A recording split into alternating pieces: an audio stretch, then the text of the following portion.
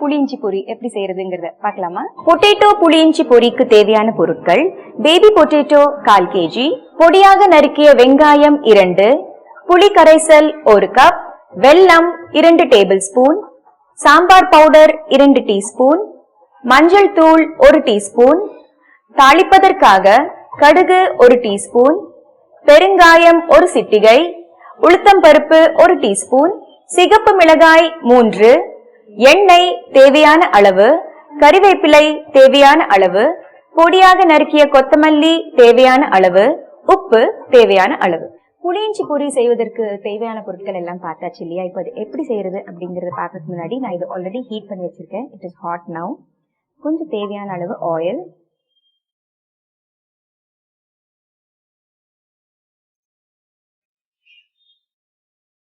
இந்த baby potatoes நல்லா pressure cook பண்ணிட்டு தோல் நீக்கிடுங்க. முடிஞ்ச மட்டுக்கும் சின்ன சின்ன சைஸ் வாங்கிக்கோங்க. சின்ன சைஸ் கிடைக்காத பட்சத்தில் கொஞ்சம் ஸ்மால் அண்ட் பிக் மிக்ஸ்டா இருந்த பட்சத்தில் நீங்க எல்லாம் ஒரு சைஸா இருக்கிறதுக்காக கொஞ்சம் கட் பண்ணிக்கலாம். நாம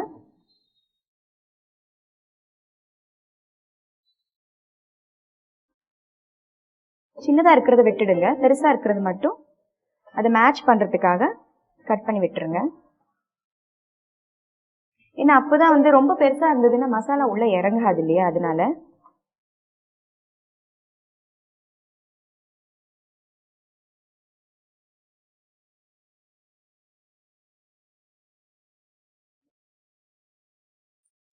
இது நீங்க பண்ண போறீங்க அப்படின்னு உங்களுக்கு முன்னாடியே பிளான்டா இருந்ததுன்னா நீங்க செலக்ட் பண்ணும் போதே சின்ன சின்னதா அழகா செலக்ட் பண்ணீங்கன்னா நம்ம சர்வ் பண்ணும்போது பிரசன்டபிளா இருக்கும், நல்லா இருக்கும். எல்லாம் இப்ப சமமா இருக்கு.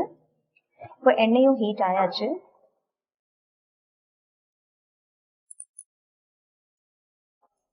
கொஞ்சம் கடுகு வெடிச்சிட்டு இருக்கு. இப்போ கொஞ்சம் பெருங்காயம்,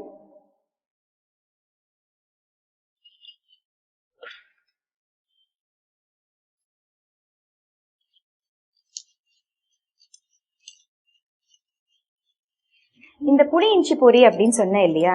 இந்த வேர்டே இட்ஸ் தெலுங்கு வேர்ட். அதாவது நிறைய தெலுங்குக்காரங்க வீட்டுல தான் இது பண்ணுவாங்க. அது கூட ஆந்திரா சைடு இல்ல, நம்ம தமிழ்நாட்டுல நம்ம சென்னை ஸ்டைல் தாங்க இது. சில பேர் வீட்டுல டொமேட்டோஸ் எல்லாம் போட்டு பண்ணுவாங்க, பட் அது ட்ரெடிஷனல் டிஷ் கிடையாது. இது ரொம்ப பழைய காலத்து ட்ரெடிஷனல் டிஷ். இன்ஃபேக்ட் எங்க பாட்டி கிட்ட இருந்து கத்துக்கிட்டேன் நானு. ஸோ கடுகு இப்போ முழுசா வெடிக்குது. கொஞ்சம் உளுத்தம் பருப்பு, புரோக்கன்,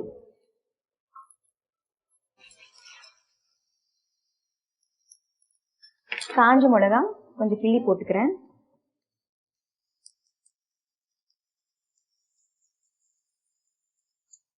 ஜஸ்ட் கொஞ்சம் காரம் அந்த ஸ்மெல்லுக்காக.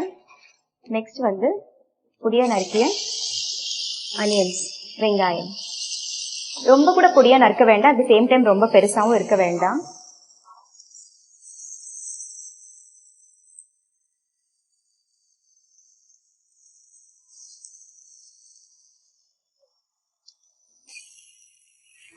இன்னொன்னு என்னன்னா, இதுக்கு காம்பினேஷனா பருப்பு பண்ணுவாங்க.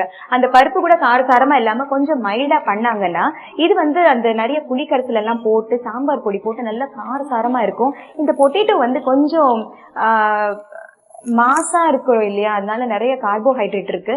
அதனால இது கொஞ்சம் காரசாரமா ஜோரா இருக்கிறதுனால அது ரொம்ப நல்லா காம்ப்ளிமெண்ட் பண்ணும் அந்த பொட்டேட்டோவை. அந்த பருப்பு பிசைஞ்சிட்டு அதுக்கு இதை தொட்டு சாப்பிட்டீங்கன்னா அது ரொம்ப சூப்பரா இருக்கும். நெய் கூட.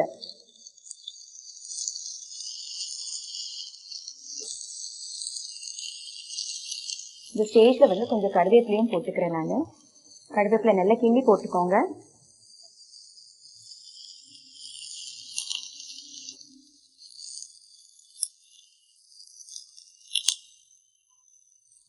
ஸோ அனியன்ஸ் ஃப்ரை ஆயிடுச்சு.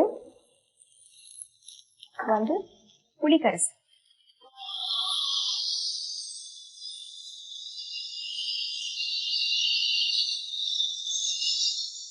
புளி ரொம்ப தின்னா பண்ண வேண்டாம், கொஞ்சம் திக்கான பல்ப் எடுத்துக்கோங்க. ஏன்னா இது பொரியல். இது சாம்பார்னா கொஞ்சம் நல்லா கரைச்சி ஊத்திக்கலாம். இது பொரியலுங்கிறதுக்காட்டி இது நல்லா கொஞ்சம் சுண்டுன பின்னதான் நம்ம பொட்டேட்டோ ஆட் பண்ண போறோம்.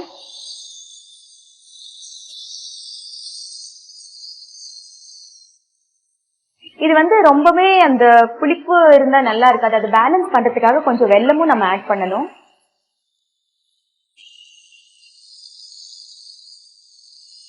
இது நான் பொட்டேட்டோ புளியிஞ்சி பொரி அப்படின்னு சொன்னேன் இல்லையா. இந்த பொட்டேட்டோ பதிலா வந்து டபுள் பீன்ஸ் இருக்கு பாருங்க. சீசனலா வந்து பட்டாணி டபுள் பீன்ஸ் ஒரு சீசனே இருக்கு. அந்த நம்ம வின்டர் டைம் நம்ம அக்டோபர் நவம்பர் டிசம்பர் சீசன்ல வரும் அந்த டபுள் பீன்ஸ். ஃப்ரெஷ் டபுள் பீன்ஸை வந்து நீங்க ப்ரெஷர் குக் பண்ணிட்டு இன்ஸ்டெட் ஆஃப் பொட்டேட்டோ நீங்க டபுள் பீன்ஸ் போட்டு பண்ணா கூட ரொம்ப நல்லா இருக்கும். அந்த டபுள் பீன்ஸ் வந்து கொஞ்சம் ஹோலா பெருசா இருக்கும் இல்லையா. சோ அது அந்த புளிக்குள்ள இறங்குறப்போ ரொம்ப டேஸ்டியா இருக்கும் அது.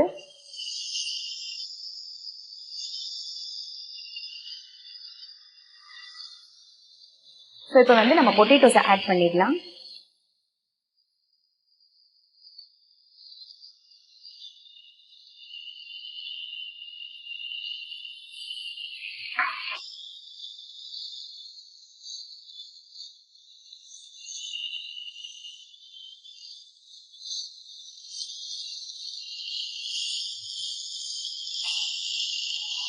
இந்த பொட்டேட்டோ வந்து ஒரு சலாட் கூட பண்ணுவாங்க. அது எப்படின்னா நல்லா பாயில் பண்ணிடுங்க. பாயில் பண்ணிட்டு பீல் பண்ணிடுங்க. இந்த மாதிரி பீல் பண்ணிட்டு கொஞ்சம் lime juice and salt and of course தாளிக்கிறதுக்காக வந்து கடுகு, பெருங்காயம் அண்ட் உளுத்தம்பருப்பு அண்ட் காஞ்சி மிளகா நீங்க வேணா கிள்ளி போட்டுக்கலாம். ரொம்ப டேஸ்டியா இருக்கும். அந்த எலுமிச்சை சாறுலயும் அந்த உப்புலையும் ஊறின இந்த இது ரொம்ப டேஸ்டியா இருக்கும். அது வந்து நீங்க ரைத்தா மாதிரியும் பண்ணலாம். இன்னும் சின்ன சின்ன பேபி பொட்டேட்டோஸ் நீங்க செலக்ட் பண்ணிட்டு நம்ம எப்படி வெங்காய ரைத்தா, வெங்காய தயிர் பச்சடி பண்றோமோ அதே மாதிரி நீங்க தயிர் பச்சடி பண்ணிட்டு இந்த பேபி பொட்டேட்டோஸ் நீங்க ஆட் பண்ணீங்கன்னா கூட ரொம்ப டேஸ்டியா இருக்கும்.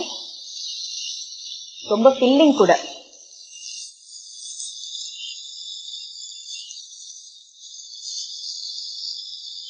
ஸோ இது மிக்ஸ் ஆகிறதுக்குள்ள நம்ம அதர் பவுடர்ஸ் ஆட் பண்ணிடலாம்.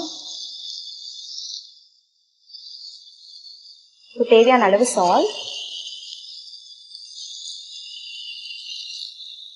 இதுக்கு வந்து பிளெயின் சில்லி பவுடர் போடாம நான் சாம்பார் பொடி போட போறேன்.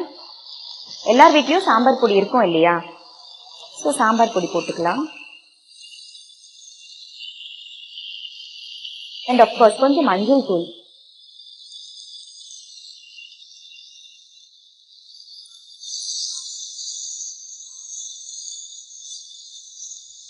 இது வந்து கொஞ்சம் ட்ரையா திக்காவா தான் இருக்கும். ஸோ ஆடட் வாட்டர் தேவையில்லை. அந்த புளி தண்ணி வந்து அதுல மிக்ஸ் பண்ணாலே போதும்.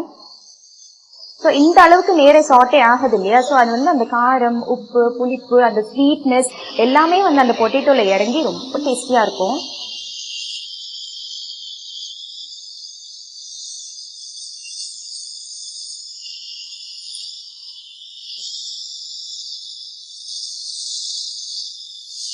அவ்வளவுதான், ரொம்ப ஈஸி. டிஷ் முடிஞ்சாச்சு. ஸ்டவ் சுவிட்ச் ஆஃப் பண்ணிட போறேன். பொடியா நறுக்கிய கொத்தமல்லி.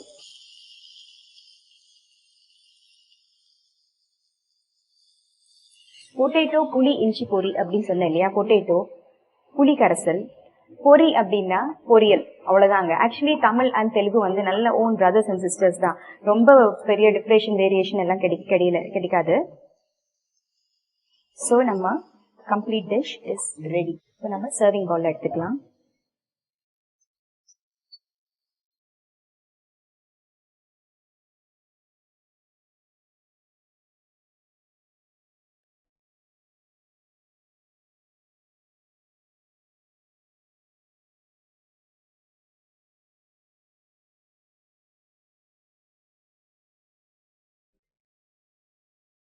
ஸோ சர்விங் பவுலுக்கு மாற்றியாச்சு. திரும்ப டாப்பிங் வந்து கொஞ்சம் கொத்தமல்லி போடுறேன் நான். ஸோ புளியிஞ்சி பொடி இஸ் ரெடி.